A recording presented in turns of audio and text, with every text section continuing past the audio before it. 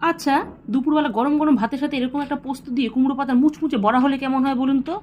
যে কোনো নিরামিষের দিনে এরকম একটা বড়া বানান, বাস এক বড়াতেই কামতামাম। তাহলে প্রথমে বাজার মাসির কাছ থেকে বা পাশের বাড়ির কারো থেকে বেশি না মাত্র দুটো কুমড়ো পাতা জোগাড় করুন। পাতাগুলোকে ধুয়ে মাঝের শীটটাকে বাদ দিয়ে পাতাগুলোকে চৌকো চৌকো করে কেটে নিন। হলো? এবার একটা থালার মধ্যে পরিমাণ মতো চালের গুঁড়ো, আন্দাজের মতো নুন, হলুদ, লঙ্কার গুঁড়ো, সামান্য কাঁচা লঙ্কা কুচি দিয়ে জল দিয়ে একটা মোটা থিকনেসের ব্যাটার বানিয়ে নিন। এবার একটা করে কাটিং করা কুমড়ো পাতা নিয়ে ওই বানিয়ে রাখা ব্যাটার মধ্যে এপিট ওপিট লাগিয়ে এবার একটা প্লেটের মধ্যে শুকনো পোস্ত নিয়ে ব্যাটার লাগানো কুমড়ো পাতা নিয়ে ওই পোস্ত কুমড়ো পাতা দুদিকে ভালো করে লাগিয়ে সব কটাকে রেডি করে নিন। এবার একটা গ্যাসে কড়াই বসিয়ে তেল গরম করে এপিট ওপিট করে লাল করে ভাজলেই রেডি পোস্ত দিয়ে কুমড়ো পাতার দুর্দান্ত বড়া। এবার আর কি বলবো, শুধু অপেক্ষা একটু গরম গরম ভাতে। এরপর দুপুরবেলা গরম গরম ভাতের সাথে একটু ডাল দিয়ে ভাত মাখুন, সাথে একটু বড়া ভেঙে মুখে দিন। ওফ, শুধু পোস্ত আর পোস্ত, বুঝতেই পারবেন না যে কুমড়ো পাতা দিয়ে বড়া খাচ্ছেন। কুমড়ো পাতা দিয়ে যে এরকম একটা সাংঘাতিক বড়া হতে পারে, না খেলে বুঝতেই পারবেন না।